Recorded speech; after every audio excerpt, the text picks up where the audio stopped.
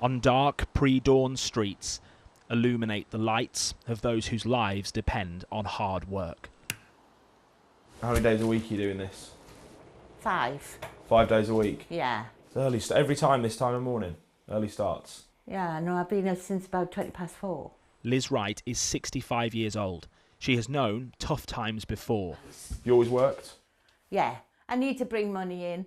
But nothing quite like this, where her bills are too big to bear, her wage as a cleaner barely buying the basics. Toilet rolls once a month.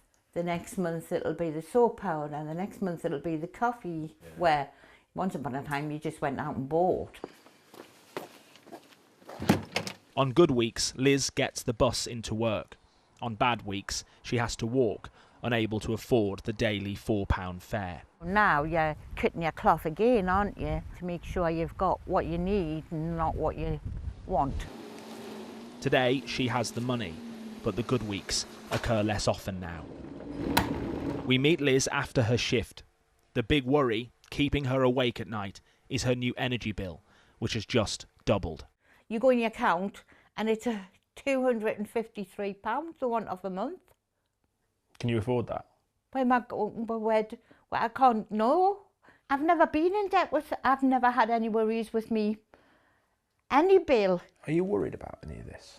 Yeah, really worried. Yeah.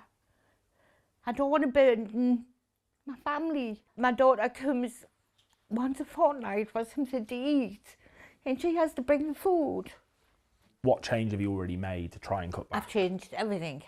I don't use my cooker very often. I don't have a toaster because I always used mine. So it's a luxury to have a piece of toast. Really? Really. Is it food banks next? Will I be able to keep the house?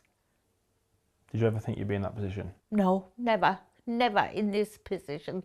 And I'm going to have to explain I've got no money and I can't live. That's not funny. I'll give you a second. Thanks.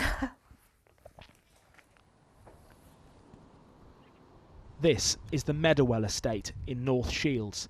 We've spent time here meeting people who've lived here all their lives and some whose lives are just beginning. Fauna was born 8 weeks ago, cradled by doting dad Joseph, his first child. I know.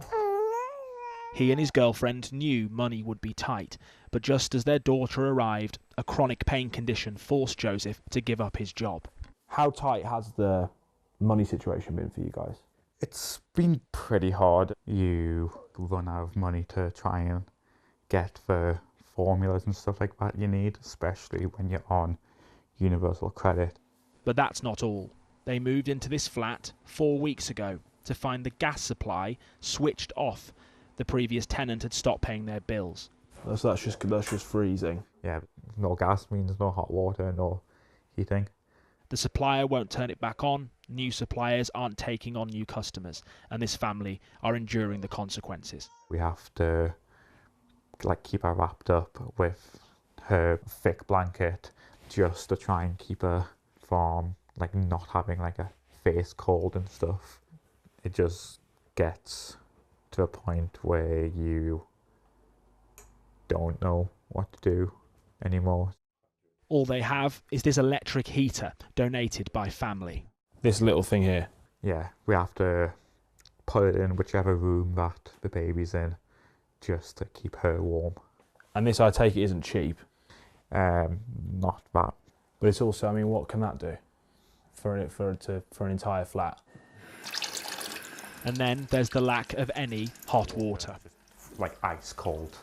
So what are you doing with the baby, to bathe the baby? And we have to go up to my partner's mum's. How far away is your mother-in-law's? Probably about, walk-wise, 45 minutes to an hour. It's £4.70 each, just to get the bus fare, which when you're on strict money, it's really hard, especially if you're doing it, if you have to constantly go up, just to, be able to keep your daughter clean. Right. More children are growing up in poverty in the northeast than anywhere else in England. The current economic crisis threatens to make it worse, hitting families who usually manage. Your first number for your line, here we go. 60, line 60. For more than a century, generations of the Meadowell community have gathered at this club to sup its pints and play its games. Tradition surviving against the odds. But the odds right now feel stacked against people here. Yeah, weekly shopping is just a joke. Really? Now. They're not like putting pennies here and pennies here. It's like 10 pences and 20 pences, you know, and it all adds up. The couple of bob I'm saving, what I saved, I'm spending now to survive. 86-year-old Bob Costello was born and raised in North Shields. He comes here less and less now. His budget simply won't stretch. Come for this 1 day a week. Yeah. It's only one afternoon. This is your treat? This is my treat. Yeah. A blackcurrant. That's what I drink. So pint of blackcurrant and blackcurrant, a bit of warm here. And a bit warm comfort. This is 90% of people will need help, but there's a lot not ask for it in this part of the country because they're so proud someone would rather starve. 1 and 3, 13. We were invited here by Michael. We met him at the local Cedarwood Trust Community Centre, where he works as a full-time cook, making low-cost meals for struggling families. Struggles he's not immune to. How much do you put on the lecky this week? 40. She puts £40 on this week. And that'll last a week? Uh-huh. Energy costs are swallowing up Michael's wages. He's on a pay-as-you-go or prepayment meter. £48.83. So that's going to last you just over a week? Yep. And before that would last you longer? Over 2 weeks it would have. Really? Mm-hmm. Which is more expensive than receiving a monthly bill. 40 on the gas and 40 on the lecky. Yeah. Right, that's £80. So that's 160, that's £320 a month. Bloody hell. Some of my friends, they're on rock bottom, and then they come to Cedarwood Trust and we can help them a little bit. And it's only going to get worse, isn't it? When I was younger, it was like, we used to have a coat on my bed to keep yourself warm. Everybody would be able to relate to that. You have a big, thick blanket on it.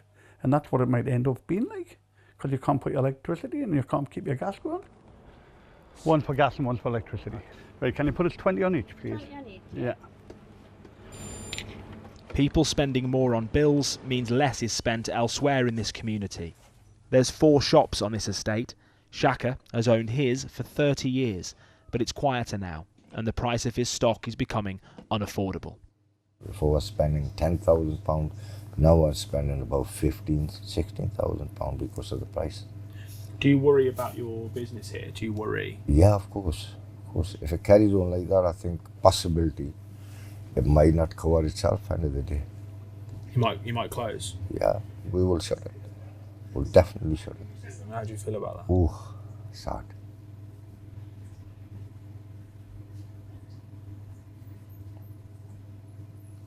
Getting emotional?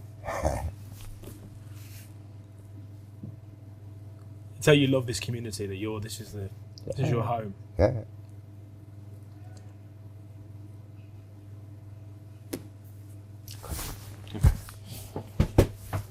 You're right, Shaka. Yeah. My grandma started it in 1952 with my granda. I came on board in 1983 when I started. 2 doors down from Shaka is Holt Butchers, a North Shields institution. Neil was born above this shop. It's reached a point where it's not worth carrying on. But he's decided to call it a day. It's heartbreaking to think that something that my granny started could cease. My bill's going to double next month from about £30,000 for the 4 shops to over 70. It carries a big burden in my heart, and I've had a few sleepless nights over it. Okay. But it's definitely it could be the end of an era. The knock-on effect of this economic crisis is being felt across this community. Back at the Cedarwood Trust, they run a shop selling discounted food, and they've noticed a change in the families turning up. At the start, we saw a lot of people who were pensioners and on benefits. That has totally swung the other way. 50% of those people are people in work. It's in work poverty. We've got people who are on 16 hours a week work, on paramedics, teachers, people who are frontline. Paramedics and teachers use this. Absolutely. And there's no slack in them budgets to pick up any of the extra costs. It's hard to overstate just how scared some people are right now. That fear of simply not knowing where the money's going to come from to pay for the bills, to pay for the food that they need. And I think it's also the fear that this could just be the start, that it could get much worse than this. I worry about energy prices, fuel prices, cost of living. It's just, I've never felt this anxious or this scared about the future ever. Lindsay works full time. She has 2 children, a teenage boy and 4-year-old Jasmine. Oh wow, these are my gingerbread men. Thank you very much. Did you bake these? They look amazing. Can I eat them? Yeah. Should I eat them? If you want. If I want. But it's just pretend. Lindsay has worked hard to provide, but she worries it could be taken away. They rent from a private landlord, but as mortgage rates rise, there may not be the money to meet it. I'm just waiting for that letter to come through the door to say, I'm sorry, Lindsay, we're going to have to increase your rent. And if that happens, then I just don't know.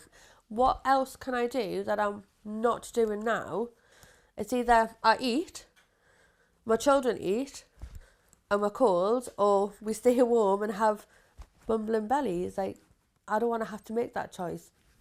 It's scary. It's something the GP surgery here has noticed too. Hello, how you doing? Hi there.